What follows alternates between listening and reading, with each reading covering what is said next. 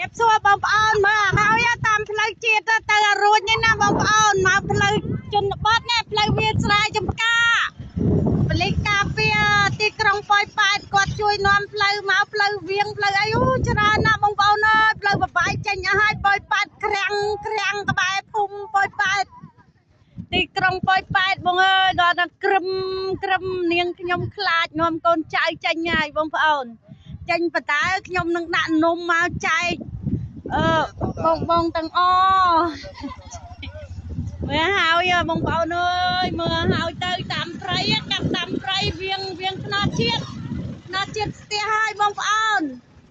ខ្នាតជាតិនៅទីក្រុងប៉ោយប៉ែតស្ទះហើយវាងតាមស្រែចំការទេបងប្អូនមើលហើយអីយកនំមកចែកទៀតណានំយកនំផ្អាប់យកនំមកចែកបងណាដែលភៀសខ្លួននេះកូនខ្ញុំអីដាច់រៀនដាច់សូត្រអស់ហើយបងប្អូនអើយនំចែកនំចែកខ្លះទុកនោះខ្លះចាបងប្អូនហ្នឹងចែកនំបងចាណែនំខ្មែរបងប្អូននំខ្មែរអូយគាត់សប្បាយណាស់សប្បាយចិត្តនឹងរីករាយចារីករាយដែលខ្ញុំចាអរគុណចាហ្នឹងហើយចាអូបានហើយខាងនេះបានហើយចាអូយបងហើយមើលនំខ្មែរខ្ញុំមកឃើញចឹងខ្ញុំចង់ស្រក់ទឹកភ្នែកបងអើយឃើញចង់ស្រក់ទឹកភ្នែកបងចែកហ្នឹងហើយចាមើលណាចែកនំណាបងអើយចែកនំមកដើម្បីឲ្យពួកគាត់បានហូប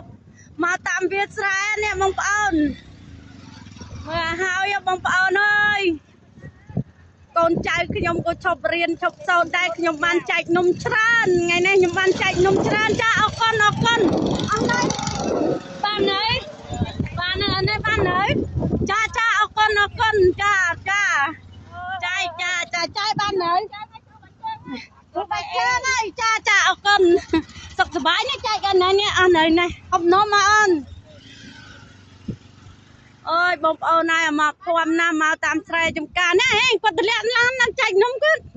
នំខ្មែរចានំខ្មែរសុទ្ធសាធចាអរគុណចាអរគុណលោកពូចែកនំនេះក៏បើចាអរគុណជំរាបលាបងប្អូននេះចែកអស់អូនចែកនំនៅទៀតយកមកទៀតខ្ញុំចែកទៀតនេះចែកគាត់ហ្នឹងចែកហេឲ្យ